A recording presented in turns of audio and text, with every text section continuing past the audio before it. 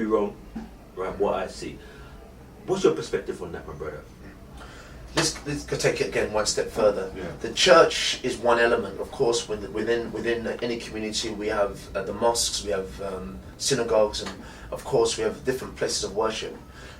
Faith and politics must come together. Faith and the community. Say that again, my brother. Say that again. Faith and politics must come together. Must be fused together. All right. You must faith and our communities. You see, yeah.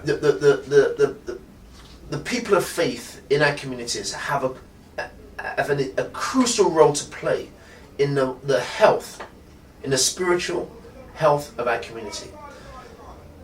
I think one of the greatest mistakes of modern day politicians today is to almost, and especially within the Labour Party, sadly, it was Alistair Campbell,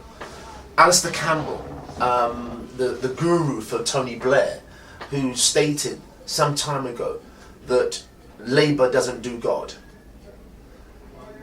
Alistair Campbell's gone on to have since, he's since had a breakdown. This is serious. He's had a breakdown and he's come back now into Labour Party. But he was seen as the spin doctor of spin doctors.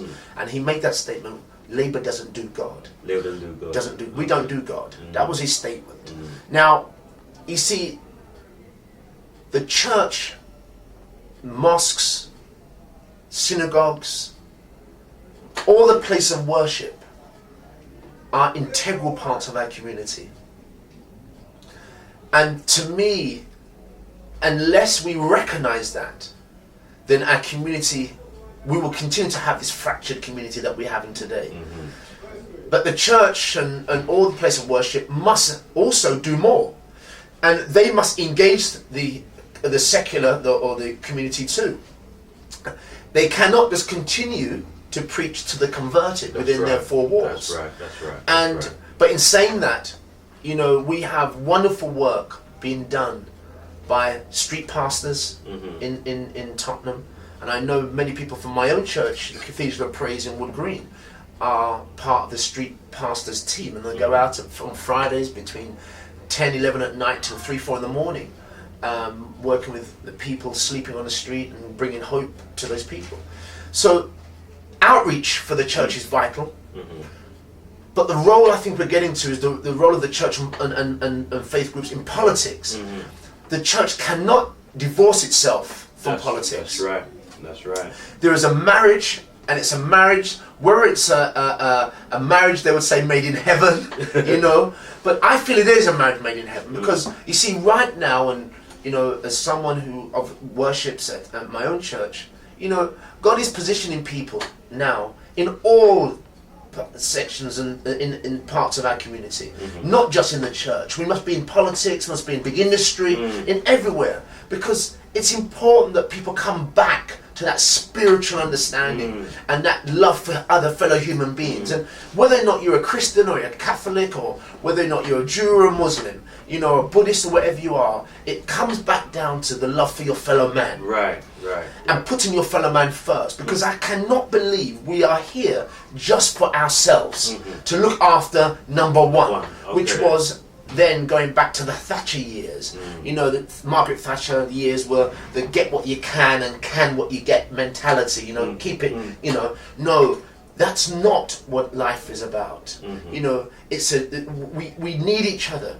We cannot survive on our own. No man is an island, as they say, even though we may think it. So the church and the role of the faith groups, to my mind, is a part I will ensure and facilitate cross-faith dialogue. I will facilitate the sitting down together of all church groups, all faith groups, including the Nation of Islam, including people from the Buddhist faith, including the Quakers in our community, Christians, Catholic, Jews. We all of us must sit down and be at the tip when it comes to the health of our community. We must be at the focal point. And I believe always that faith groups should be the head, not the tail of any community. So, and that's where I will keep it. Okay then. Well, I give thanks for that reason, brother, because you've given us clarity there, and you made it quite clear that you can't divorce religion from politics. You know, it's a marriage. You know, and you know, you give it clarity about that. So give thanks, my brother. Brother, I see you as a man with vision. You know, I mean, what is your vision for the next, say, 5 to 10 years time? Your ultimate vision for Tottenham and yourself personally. One of my greatest visions that I see for Tottenham, and it's through one of the projects that I'm currently, it's now launched actually, it's a working project called Rise, through the Rise project that I launched as a I suppose, as a result of my seeing the need for more support for our young people in terms of education, and also improving the educational standard of our teachers, especially who teach young people from ethnic minorities, right, and understanding the different disciplines that they need to teach those our people.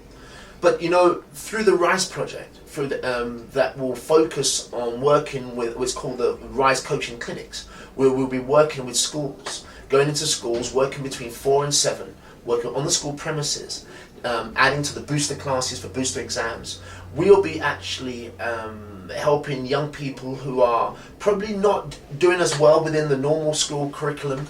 We'll be developing their personal skills. But you see, I've been fortunate enough to tie up with the #1 school learning institute in the UK, which is the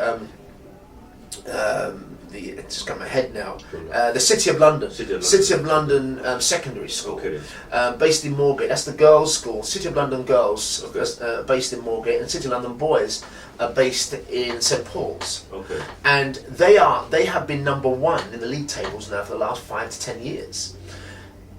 And I've used them as my guide. They're a private school, mind you. But I've been speaking to one of the parents, and I'm working with her. Has a daughter there, and she's one of only 4 ethnic minorities out of 700 in the girls' school that go there. And it's the parent, Helen, who I'm working with, and the daughter, who's 18 now, we are using some of the, I suppose, techniques, and we'll be using those in our own schools. And one of them, if I give an example of one, is exam preparation. How they prepare their girls and boys for preparation to the exam, take an exam. Why all their students get over 10 A stars, things like that. On the day of an exam, for example, they must do, before when they get in about an hour or so earlier to school. They do 15 or 20 minutes exercise. They then get after the exercise, they're given water and some fruit. They then are sent into a room where they listen to classical music, and they're given a shoulder massage. That's interesting. Yeah. That's interesting. And then they're given again a small bottle of water and fruit to go into the exam.